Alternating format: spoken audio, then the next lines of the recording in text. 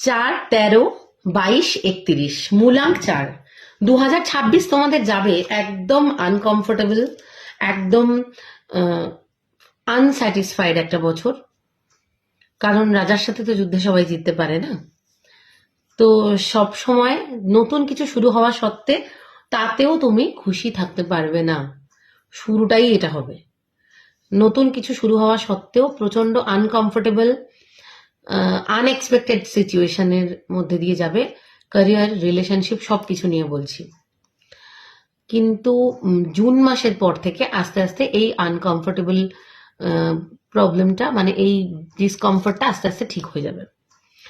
এবার ব্যাপারটা হচ্ছে যে মেন সমস্যাটা কি, তোমরা তো মুখের উপরে সত্যি কথা বলা অভ্যাস, বা এতটাই তোমরা সেলফ সেন্টার যে অনেক বন্ধু বান্ধব, বিশাল বড় গ্রুপ নেই, এবং প্রচন্ড অরিজিনাল নিজের মতো করে নিজের জীবনটাকে বাঁচো, এবং নিজের মতো করে নিজের শর্তে কোনো কারোর সাথে আপোষ করো না।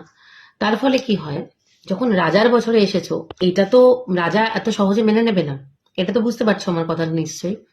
তো সেই কারণে তোমাদের যে প্রবলেমগুলো ফেস করতে হবে সেটা দেখবে আস্তে আস্তে second half of the year তোমরা এটাকে অ্যাডপ্ট করে ফেলেছো, তোমাদের প্রবলেমগুলো কমতে শুরু করবে। সুন্দর সুন্দর অনেক কিছু জিনিস তোমাদের জীবনে আসবে, কিন্তু তোমাদের মনের মধ্যে কোনো শান্তি, কোনো এক্সাইটমেন্ট থাকবে না। তার কারণটা হলো সেকেন্ড হাফের পর থেকে স্টামাক প্রবলেম আর থাইরয়েডের প্রবলেম যাদের আছে সেগুলো বাড়তে শুরু করবে। সো যেটা তোমাদেরকে করতে হবে এই বছরে, তোমাদের নিজেদের শারীরিক অ্যাক্টিভিটিটা একটু বাড়াতে হবে। তোমাদেরকে অনেক বেশি চেষ্টা করে সোশ্যাল হতে হবে, মানে জোর করে একটু বেশি করে বন্ধু বান্ধবদের সাথে মেলামেশা করতে হবে, ভালোভাবে ডাক্তার দেখাতে হবে, ফুড হ্যাবিট কন্ট্রোল করতে হবে, পার্টি ক্লাবিং একটু কমাতে হবে। তো এগুলো তো একটা ভালো লাগছে না আমি জানি শুনতে, বাট এগুলো তোমাদেরকে নিজেদের জন্য করতে হবে, তাহলে এই বছরটায় তোমরা ভালো ফল পাবে।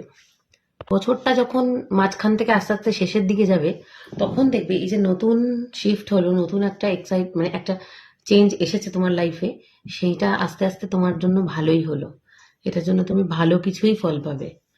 সেটা বুঝতে তোমাদের একটু সময় লেগে যাবে, একটু রাগ হবে, মাথা গরম হবে, একটু কন্ট্রোলও করতে হবে। এরকম করতে করতে যখন তুমি বছরের শেষের দিকে পৌঁছাবে, এর ভালো ফলটা পেতেও শুরু করবে, মেন্টাল পিসও আসবে, আর নতুন জিনিস যে পেয়েছো সেটাকে তুমি আস্তে আস্তে মনে মনে অ্যাকসেপ্ট করে নেবে, তুমি থ্যাঙ্কফুলও হবে সেটার জন্য। কিন্তু কোনো শর্টকাট, কোনো তাড়াহুড়ো করে ডিসিশন নেবে না, কোনো শর্টকাটে টাকা ইনকাম করার চেষ্টা করবে না, পুরো টাকাটা জাস্ট নষ্ট হয়ে যাবে। এটা সারা বছরের কথা বলছি। কেউ এসে একটা বললো এটা না এইভাবে করলে অনেকগুলো টাকা পাওয়া যাবে, এই শেয়ার মার্কেট, এই হ্যানা ত্যানা, ডোন্ট গো ফর দিস, টাকাটা নষ্ট হবে।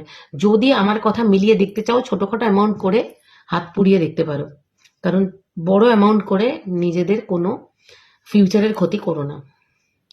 তো কেমন লাগলো ভিডিওটা জানিও, সবাই ভালো থেকো।